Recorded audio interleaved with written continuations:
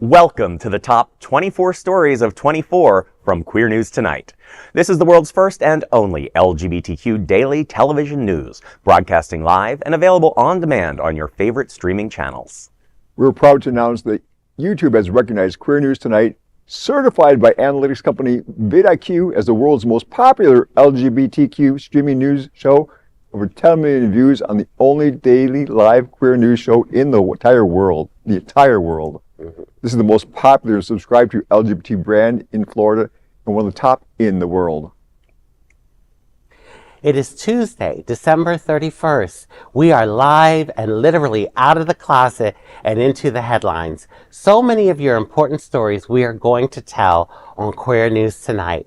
Welcome to the world's most important LGBTQ evening news show. Hotspots Magazine, Happening Out Television Network, is a non-profit 501c3 media company in the same model of PBS and NPR, but designed for the LGBTQ community.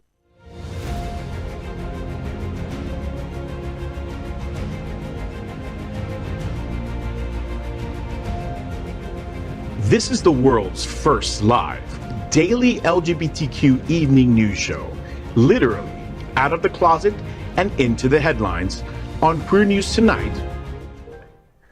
I'm your lead anchor, Tai Houser, and I'm joined tonight by anchors Robert Hadley and Rajee Narinesingh.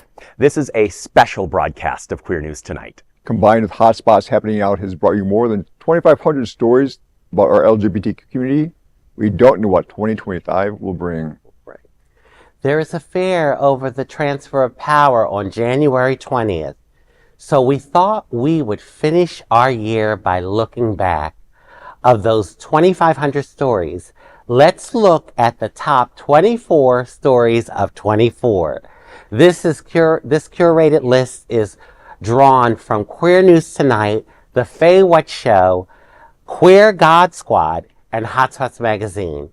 This was what was important to all of us in 24 of 24.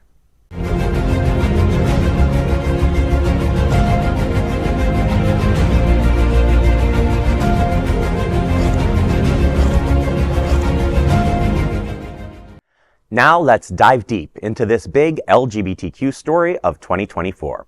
I'm Tai Houser. Let's queer up the top stories of the year. This is number 9 of 24. Christian pastor who told grandmother to go to queer grandson's wedding is fired.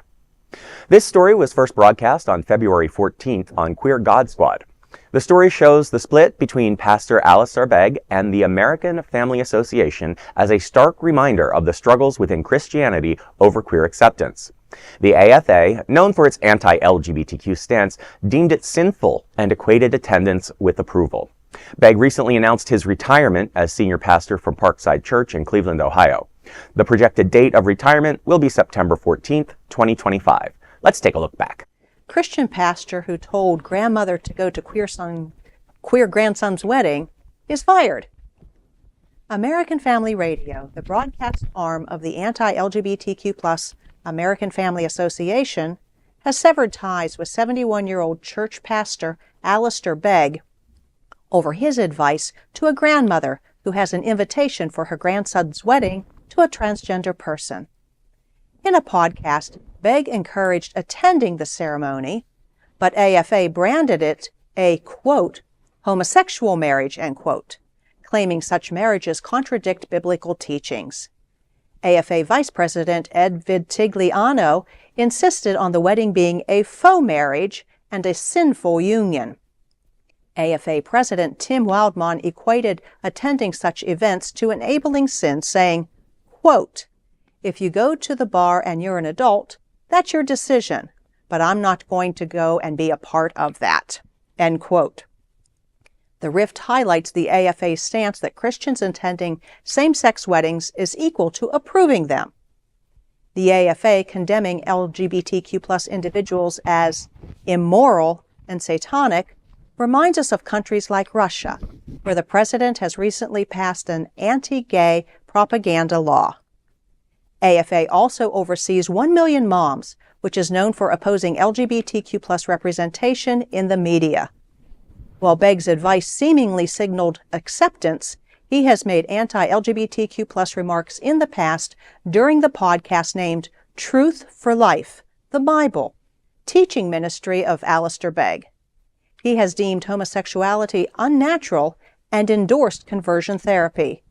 The question is, why this sudden change of heart? Does the pastor finally understand that God accepts us all and we are all equally loved? Likely not.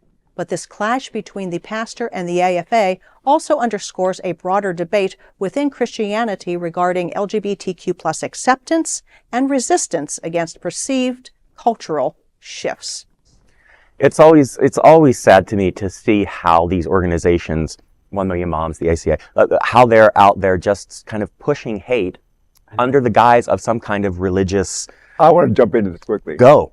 Reverend Dr. Atwell and I know each other. We're colleagues, and we actually attended some classes at Episcopal Divinity School together. And so we agree on a lot of topics, most of them together. Christianity and LGBT issues are not convergent, or divergent. They don't clash each other. Mm-hmm. When people say the Christian and the LGBT, that is not Christianity. I just preached on this a couple months ago. When the disciples said, what are the most important commandments? The two I'm going to give you now. Love your God first, and love each other as God loves you. That's it. Clear. That's it. There were no exclusions in there. No one's pointed out you can't do this, you can't do that. Those are the important things we need to know. Love comes first. Love your neighbor as yourself. If you don't love yourself, some of these million moms, only 10 moms, maybe 10 or 50 moms, there are not a million of them. Of those moms, they have some kind of internal hate. It shows in their advertising. I've seen their stuff before. I would watch, read their advertising. It's about hate. What do they hate about themselves? And they can't express that love. Yeah, they're fighting Christianity, not LGBTQ people. Well, and you are at Holy Angels. Love without judgment is our motto and how we live in our preaching, in our worship, and everything we do, in our work in the community. It's about love one another. Mm-hmm. And that's beautiful because you're following true Christianity. The problem is there are a lot of Christians out there that are not being Christ-like. The word Christian, Christ's name is in that word, right? Christ. And I've always felt like if you're a Christian, you're trying to work, you might not be completely, but you're trying to work towards living your life in a Christ-like way. One of the things that comes to mind right away is the thou shalt not judge. And some of these folks are the most judgmental people I have ever met. I mean, I refuse to sit in anybody's church and be condemned to hell because I know that I'm a child of God and I know that God made me the way I am. But thank God I know that because there was a time that I didn't know that. And, I grew up going to church with my mom, Christian. My mom is a Christian. My dad was Hindu. But I think more and more, like what you were talking about, there are more Christians coming around and really getting past all of that hatred and bias and using the Bible to discriminate and truly get in touch with love, loving one another. And let's remember that this is all over whether or not a grandmother should go to her grandkid's wedding. Like, what can possibly be wrong with supporting someone that you love? Love. And families are key to our life. We're all part of some family, whether family we're born into, the family we choose to be with. You gotta support your families. If you don't support your grandkids, my godsons, I love them dearly, and my adopted son, I love him to all ends. Nothing will ever change that. Yeah. And it's all about how we love each other. That's more important. How we love each other. And the external hate from other people is not Christianity. They call themselves Christian, but I question that. We're churches like Metropolitan Community Church around the world, and National Catholic churches and other affirming churches show that there is love. That's where we need to be. You're always welcome in our pews, and everyone's welcome here. At Sunday Cathedral, any MCC church, or any independent Catholic church, you're always welcome there. Even if you're affirming synagogues, Yeah. That's where love happens. Listen, I'll go to any spiritual house if I'm welcomed. You're more You know, if I'm treated, you know, with respect and love and I'm welcomed, yeah, I'll go to any spiritual house. But yeah, you know, this is something I think that drove a lot of our community away from the church. Of course. Because we grew up in church and, you know, there's so many quote unquote sins in the Bible, but what was the one sin that they would focus on? I swear for the majority of the service, homosexuality, you know, and it not being natural and this and that and the other. And I always thought, well, Mr. Jones over there is, you know, having sex with Miss Smith. Y'all aren't talking about that. Mr. Jones is married to Mrs. Jones, but he's having he's committing adultery with Miss Smith. So, you know, it's just one of those things. And I think any religion, I have nothing against Christians. My mom is a Christian. And I think any religion and doctrine can get distorted and can be used in a negative way. So I love the fact. So back to the story. This one particular pastor resigned because he stood to his convictions. That's what's important. That's right. Standing by your convictions, holding on to what you believe, no matter if it means resigning from a job. So we applaud that pastor. Yes, That's definitely. Right. And of course, what the world needs now is love. Is sweet love. Is love. We're bringing you a special presentation of the 24 biggest stories of the year we call the Top 24 of 24. There's no other queer nonprofit media platform like this in the entire world. Support our LGBTQ stories by subscribing and sharing Queer News Tonight.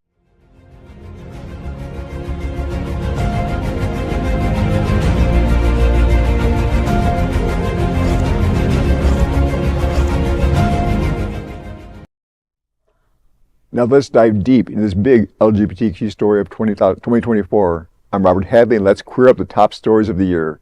This is number 8 of 24. Kim K did not come out as a trans man. This story was broadcast on June 7th on the FayWhat show, and recently posted on AI-generated TikTok, a video that convinced many that Kim Kardashian is coming out as a trans man. Though the news was fake, the internet could not stop talking about it. Let's spill the tea. A recently posted AI-generated TikTok video convinced many that Kim Kardashian was coming out as a trans man. The cleverly edited clip uses footage from Kardashian's interview with Chloe Sevigny, I could never say her last name, for Variety's Actors on Actors series, making it seem like the 43-year-old star is candidly sharing details about transitioning. The internet is buzzing, but it's a fake video, folks, all right? Watch this. Not a female. And now you're transitioning. Yeah. How's that? I really enjoy it. I just didn't think I could ever do it. And then finally I got the confidence to say, you know, I'm going to try it. Okay. It makes me so uncomfortable, but it's language and it is a whole different experience. And I think having a team that you really trust to help make these decisions and doing what really feels right. Kim Kardashian comes out as a trans man in a new exclusive interview on Pride Month today. She says she never thought she would be able to do it and come out, but says she's very lucky to be surrounded by friends and family that support her decision. The TV reality star, 43, also says she now goes by they, him pronouns and asks everyone to respect her decision and try to be open-minded. This comes as a shock for most of our fans who have been following the Kardashian series since 2007, as well as her journey through becoming a famous businesswoman. Many fans say they think this is very shocking and unlikely, but say they will try to support her even in the tough times. What do you think about the situation?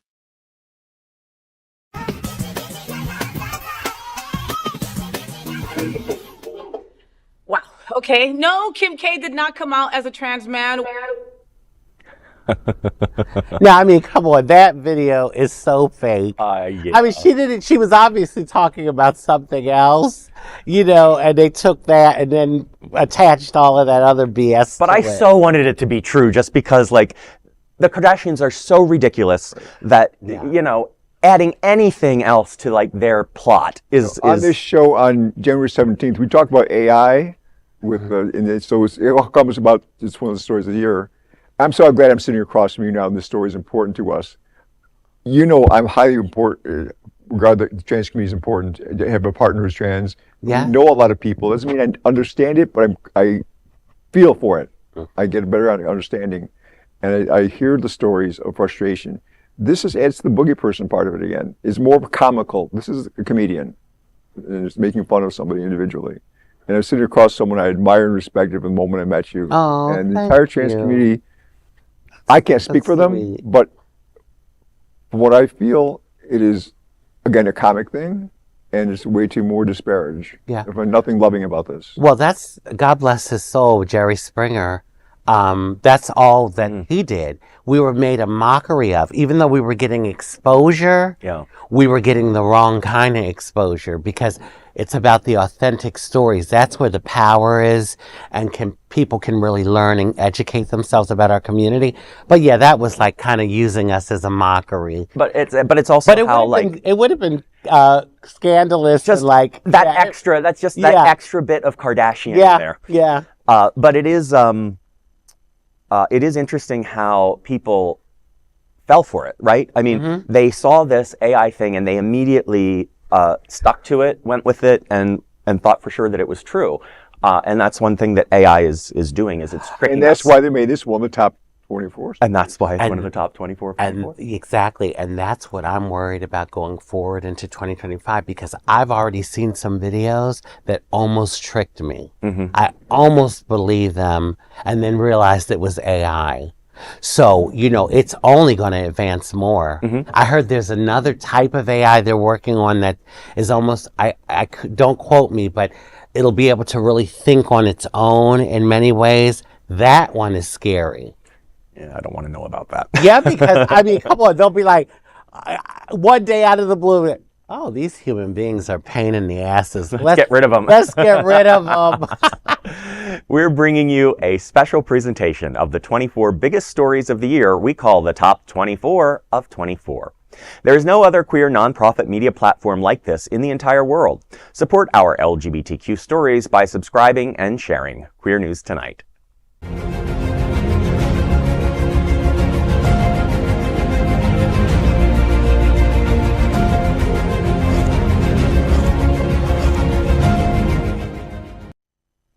Now let's dive deep into this big LGBTQ story of 2024. I'm Rajee Narinesingh, and let's queer up the top stories of the year. This is number 7 of 24. An explosion of Olympic same-sex kisses is going on. This story was broadcast on our August 7th Queer News Tonight show. The Paris Olympic Games of 2024 was known not just for the performances the countries delivered, but also for the inclusivity and LGBTQ appearance. The moment Australian climber Campbell Harrison kissed his boyfriend, let me tell you, his boyfriend Justin, that went viral. I remember that moment. And there were many such moments in the 2024 Olympics. Let's take a look. An explosion of Olympian same-sex kiss is going on. Australian climber Campbell Harrison kissed his boyfriend, Justin, in an open defiance of homophobic trolls after he failed to qualify for the men's boulder and lead competition final in Paris. Finishing 19th with a score of 9.4, Harrison slated, "Qualifying was so hard and getting through everything was really hard and tough. It was just not my day." The kiss held special significance as Harrison faced intense homophobic abuse since qualifying for the Olympic Games. Queer News Tonight has continued to report that Paris may turn out to be the queerest games in history. I'd happily kiss any Olympian. Just line them up for me. Oh, I tell you, I mean, I loved it because it's showing that we have people in our community that are not afraid anymore. They're just living life loud and proud and boldly. And listen, that wouldn't have been news if it was a heterosexual guy winning and running up to his girlfriend and kissing her. So this always like got under my skin from years ago. When gay people or LGBTQ people would display their affection in public, oftentimes it was called that we were flaunting. Right. We were like flaunting ourselves in the public. Meanwhile, a straight guy can kiss a straight girlfriend and they can be tongues down their throat and, it's not a problem. So I absolutely love this. And I hope that our community will get stronger, because when you see people demonstrating courage, oftentimes it gives you courage. Well, and this year, like, again, we're reflecting back on these stories, but this was a really strong year at the Paris Olympics, where we did finally get to see some universal acceptance, or at least exposure of normalizing essentially our love. And a lot of people think that sports and masculinity are so tied together they can't be queer at all. But that's so far from the truth. The gay games are frighteningly popular. When I actually competed in the gay games in 2006. Oh, wow. Cyclist. Oh, you Okay, did? yeah, of course, Oh. cyclist. Yes, I had to work up to a certain category to compete. I didn't win a damn thing, but I competed as an HIV positive person in the gay games and started a team of positive athletes. And then national recognition. That's not important. What's important now is what's happening in Paris, is that this Olympic Games, being recognized who we are. So there's backlash. There's always been backlash. Yeah. There's always been naysayers. The people who love us, you don't hear about the good things, you always hear about the bad things. So I applaud the stories being out there, and applaud that they did this and made worldwide headlines for it. I tell you, 2024 has been quite a year for us, our LGBTQ community. But I am so excited to see, and a little scared, but more excited to see what 2025 brings. Yes, Sure. We've had ups and downs, and we've got more to come. Yes, more to come. Speaking of which, We're bringing you a special presentation of the 24 biggest stories of the year. We're calling it the Top 24 of 24.